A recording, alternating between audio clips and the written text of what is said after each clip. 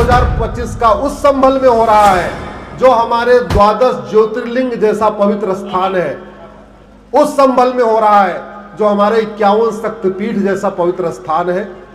मुझे बहुत खुशी है, आज आपने गुरुदेव मुझे बुलाया, बोलने का अवसर दिया। विशेष दिन इसलिए भी है कि आज मेरा 501वां जिला है आज हमारे भ्रमण का।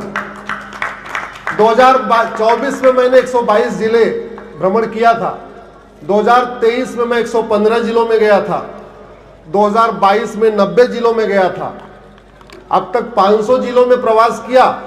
लेकिन कई बार सोच रहा था कि कल संभल से बुलावा क्यों नहीं आ रहा है।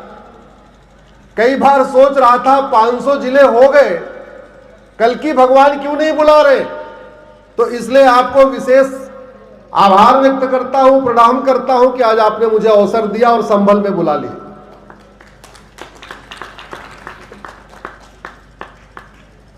एक बार मेरे साथ जोर से बोलिए, धर्म की जय हो, अधर्म का नाश हो, प्राणियों में भागना हो, विश्व का कल्याण हो। मेरा व्यक्तिगत मानना है कि धर्म की जय करना जितना महत्वपूर्ण है, अधर्म का नाश करना उतना ही महत्वपूर्ण है। अधर्म का नाश किए बिना धर्म की जय नहीं होगी, अधर्म का नाश किए बिना प्राणियों में सद्भावना नहीं आएगी, अधर्म का नाश किए बिना विश्व का कल्याण नहीं होगा। और कल की भगवान का अवतार अधर्म का नाश करने के लिए ही होने वाला है।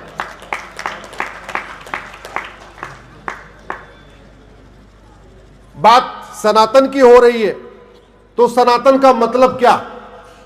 आप इसको अपने अपने शब्दों में अलग अलग कह सकते हैं, लेकिन मेरा यह मानना है सनातन का मतलब स्वतंत्रता है, सनातन का मतलब समृद्धि है, सनातन का मतलब समावेशी विकास है, सनातन का मतलब संप्रभुता है, सनातन का मतलब समानता है, सनातन का मतलब न्याय है।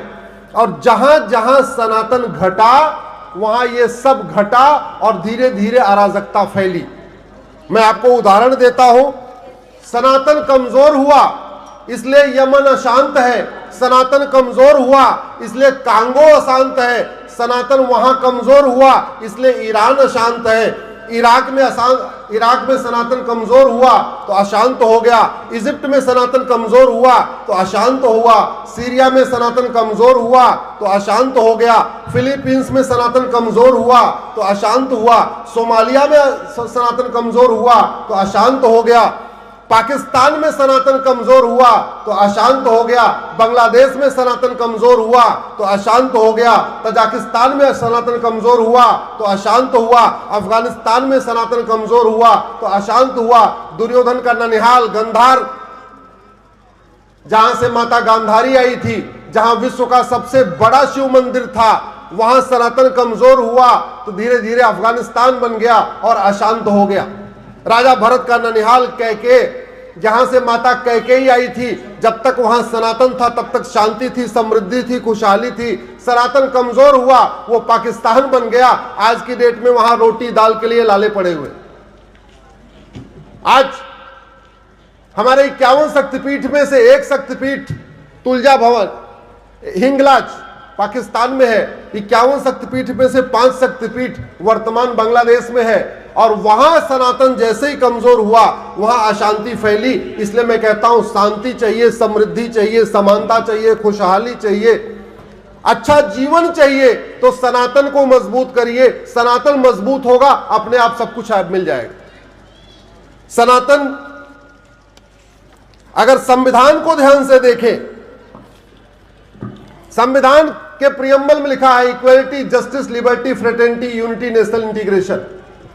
और ये इक्वलिटी का मतलब, equality, justice, liberty, fraternity, unity, national integration, अगर इसको एक शब्द में कह दें तो अपने आप में सनातन है।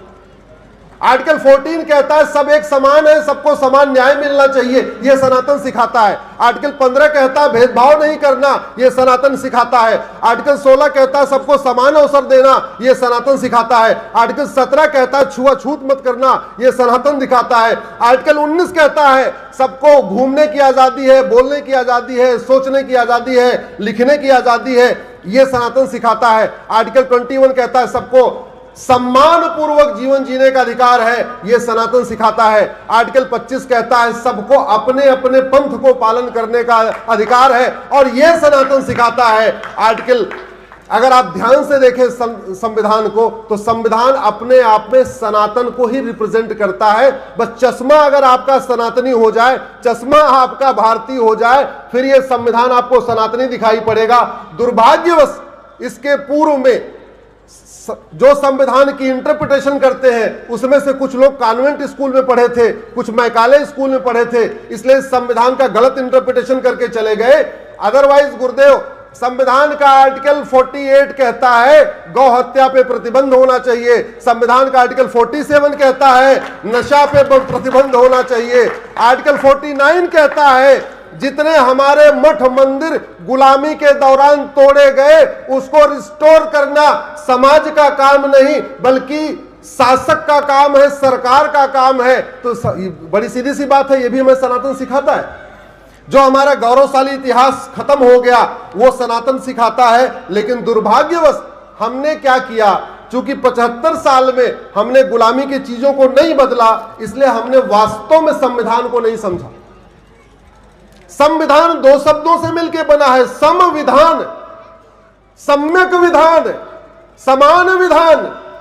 लेकिन दुर्भाग्य देखिए, सुबह से लेकर शाम तक संविधान संविधान दिखाने वाले, संविधान की बात करने वाले, कभी संविधान को लागू करने की बात नहीं करते। कहने को भारत में संविधान चल रहा है गुरुदेव, लेकिन वास्तव में संविधान नहीं, भारत में बहुविधान चल रहा है। जब बंटवारा हुआ तो यह हुआ भारत में संविधान होगा, समान विधान होगा।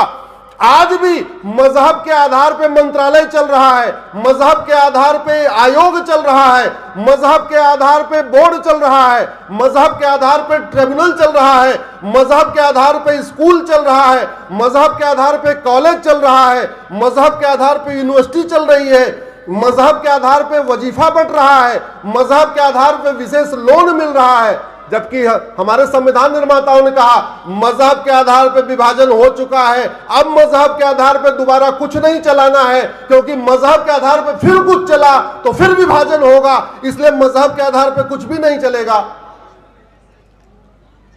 वास्तव में भारत में बहुविधान चल रहा है, संविधान नहीं चल रहा। हम कहते हैं स्वतंत्र है, हर साल 15 अगस्त को स्वतंत्रता दिवस भी मनाते हैं, लेकिन क्या हम वास्तव में स्वतंत्र हैं क्या? स्वतंत्र, स्वयं का तंत्र, अपना तंत्र, भारत का तंत्र, हिंदुस्तान का तंत्र। कौन सा तंत्र हमारा चल रहा है? जोर से बोलिए, पुलिस तंत्र हमारा है क्या? जोर से बोलिए जरा। एजुकेशन तंत्र हमारा है क्या? नहीं। एजुकेशन सिस्टम गुलामी का, पुलिस सिस्टम गुलामी का, जुडिशियल सिस्टम गुलामी का, टैक्स सिस्टम गुलामी का, बिजनेस सिस्टम गुलामी का, एग्रीकल्चर सिस्टम गुलामी का, लेबर सिस्टम गुलामी का, एडमिनिस्ट्रेटिव सिस्टम गुलामी का, सारे सिस्टम गुलामी के। ये स्वतंत्र नहीं है। इस वर्तमान स्वतंत्रता के लिए हमारे वीर सावरकर जी ने बलिदान नहीं किया था। ऐसा भारत बनाने के लिए लाल बाल पाल ने अपना बलिदान नहीं किया। ऐसा भारत बनाने के लिए भगवंत, जितने हमारे आजाद थे, भगत सिंह थे, सुखदेव थे, राजगुरु थे, वो फांसी पे नहीं झूले थे। वो सच्चे मायने में स्वतंत्र भारत बनाना चाहते थे। इसलिए आज इस पवित्र कल्की धाम में, संभल की पवित्र धरती पे, जहां एक भव्य कल्की मंदिर बनने जा रहा है, मैं आप लोगों से आग्रह कर रहा हूं, ऐसे विषयों पे चिंतन करिए, आगे बढ़ाइए, एक एक व्यक्ति 10-10 व्यक्ति से चर्चा करे और हम एक स्वतंत्र भारत की बात करें। और ऐसा स्वतंत्र भारत हो जिसमें शिक्षा भी हमारी अपनी हो, चिकित्सा का सिस्टम भी हमारा अपना हो, जुडिशियल सिस्टम भी हमारा अपना हो, पुलिस सिस्टम भी हमारा अपना हो, जितने सिस्टम है हमारे अपने हो।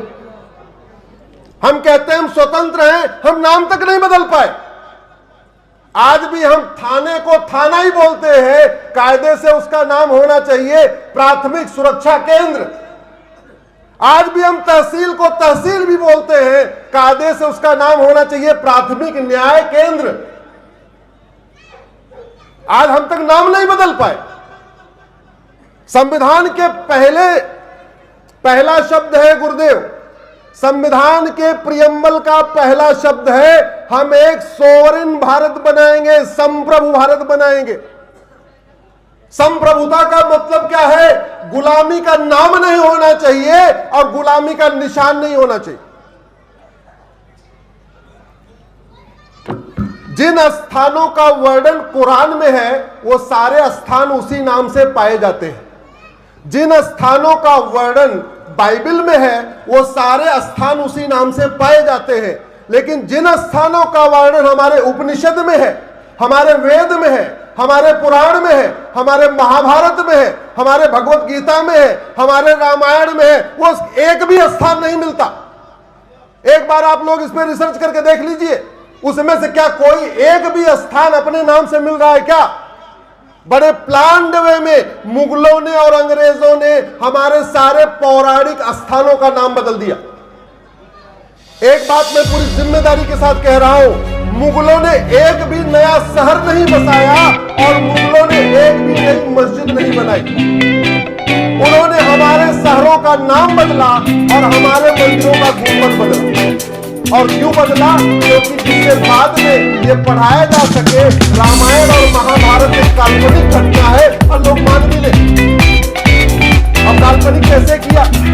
जैसे उनको पता चला भगवान कृष्ण ने 5 गांव मांगे थे, उन्होंने पूछा कौन के गांव से, बोले ये 5 गांव, 5 का नाम बदल दिया। अब महाभारत में 5 गांव ढूंढते रहिए, भारत के नक्शे पे मिलेंगे नहीं, क्योंकि गजप्रस्थ गाजियाबाद हो गया, तिलप्रस्थ फरीदाबाद हो गया, सोनप्रस्थ सोनीपत हो गया, पानप्रस्थ पानीपत हो गया, इंद्रप्रस्थ दिल्ली हो गया। वो 5 गांव महाभारत में है, भारत की धरती पे नहीं है। पांडवों ने अज्ञातवास किया विराट में, होशियार खान नाम का लुटेरा गया, उसने विराट को होशियारपुर बना दिया। भगवान परशुराम जी के पिताजी जहां उनका आश्रम था, उस स्थान था नाम था जमदग्निपुरम। जौना खान नाम का लुटेरा गया, उसको जमदग्निपुरम को जौनपुर बना दिया। हमारा 151 शक्तिपीठ है, उसमें एक शक्तिपीठ कीर्तेश्वरी, जहां माता का मुकुट गिरा था, मुर्शिद खान नाम का लुटेरा गया, उसको उसने मुर्शिदाबाद बना दिया। इसलिए जब हमसे लोग कहते हैं कि आपने प्लेस ऑफ वर्शिप एक्ट को क्यों चैलेंज किया हुआ है, तो मैं एक ही बात कहता हूं, यह बात भारतीयों का नहीं है, यह बात हिंदू मुस्लिम का बिल्कुल नहीं है। यह हमारी लड़ाई भारत की संप्रभुता और विदेशी आक्रांताओं के बीच में है। जो लड़ाई लाल बाल पाल छोड़ के गए थे, जो लड़ाई वीर सावरकर जी छोड़ के गए थे, वो लड़ाई मैं सुप्रीम कोर्ट में लड़ रहा हूं। अगर हम गुलामी का नामो निशान मिटा नहीं सकते, हम गुलामी के वो शहरों के वास्तव नाम को नहीं ले सकते, तो हमें धिक्कार है, हमें धिक्कार है। फिर हमें गुरु तेग बहादुर जी का बलिदान दिवस नहीं मनाना चाहिए, फिर हमें गुरु गोविंद सिंह जी का बलिदान दिवस नहीं मनाना चाहिए। यहां पे कुछ चंद परिवार हैं जो विदेश के हैं, बाकी तो सारे अपने हैं। कोई त्यागी था, कोई चौधरी था, कोई धोबी था, कोई नाई था, कोई कुछ था, कोई कुछ था।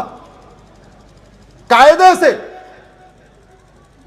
सरकारों का यह कर्तव्य था गुरुदेव कि भारत में एक घर वापसी अभियान शुरू करें। यह सरकारों का कर्तव्य है। क्यों? क्योंकि आर्टिकल 29 कहता है भारत की संस्कृति को मजबूत करना हमारा नहीं, सरकार का भी काम है। और भारत की संस्कृति तब मजबूत होगी जब सनातन मजबूत होगा। और सनातन कैसे मजबूत होगा? जब मैक्सिमम घर वापसी होगी। मैक्सिमम लोग भारत को मानेंगे, भारत के त्योहार को मानेंगे, भारत की सोच को मानेंगे, भारत की परंपरा को मानेंगे, वसुधैव कुटुंबकम को मानेंगे, सर्वमंगल मांगल्य मानेंगे, नारी तू नारायणी मानेंगे, यत्र नारस्ति पूज्यते रमन्ते तत्र देवता को मानेंगे। तो कायदे से घर वापसी कराना, वैदिक शिक्षा देना, गुरुकुल का प्रचार करना, यह किसका कार्य है? हमारे सरकारों का काम है। सरकारों ने सड़क बनाया, हाईवे बनाया, रेलवे बनाया, सब कुछ बनाया, लेकिन घर वापसी को मजबूत करने के लिए कोई विशेष अभियान नहीं किया। हमारा तो ये कहना है मुफ्त मकान योजना उनको मिलनी चाहिए जो लगातार घर वापसी कर रहे। 5-5 लाख रुपए की योजना चलाना है तो चलाइए, जो घर वापसी करे उसको 5 लाख दीजिए। चाहे वो मुफ्त में लोन देना है, मुफ्त में वजीफा देना है, उसको दीजिए जो घर वापसी करे, क्योंकि ये भारत का संविधान कहता है कि भारत की संस्कृति का प्रचार प्रसार करना ये सरकार का कार्य है। हमारा और घर वापसी के इसलिए मैं कह रहा हूं, घर वापसी से शांति आएगी, आपसी तनाव खत्म होगा, भाईचारा बढ़ेगा, प्रेम बढ़ेगा। इसलिए सबसे पहले अगर भारत में हमें करना चाहिए तो घर वापसी अभियान को शुरू करना चाहिए। मैं कल्की पीठाधीश्वर गुरुदेव से आग्रह कर रहा हूं कि आप घर वापसी अभियान, ये संबल केवल कल्की पीठ नहीं होगा, बल्कि घर वापसी का केंद्र भी बनेगा और यहां से घर वापसी के लिए एक विशेष अभियान शुरू होगा। इसी के साथ मैं अपनी बात खत्म करना चाहता हूं। कुछ 2-3 बातें और मैं कहना चाहूंगा। मैं चाहता हूं कि भारत में समान शिक्षा लागू हो, गरीब हो या अमीर हो, अगड़ा हो या पिछड़ा हो, बंगाली हो या गुजराती हो, शिक्षा एक समान हो, अपनी अपनी मातृभाषा में पढ़े, किताब एक हो। मैं अश्विनी उपाध्याय जी के इस प्रस्ताव का तहे दिल से समर्थन करता हूं। धन्यवाद गुरुदेव। दूसरा मेरा आग्रह गुरुदेव, अब समय आ चुका है।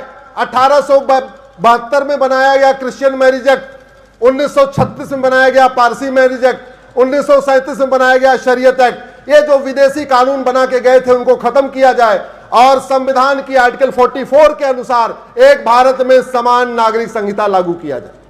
आपका समर्थन है गुरुदेव? मंच से चाहूंगा कि वो भी इस यूनिफॉर्म सिविल कोड का समर्थन करें। जोरदार हाथ खड़े करके सभी इस प्रस्ताव का स्वागत करें। अश्विनी उपाध्याय का ये प्रस्ताव कि जो भारत में पैदा हुआ है उसको एक समान अधिकार होना चाहिए, हम सब समर्थन करते हैं।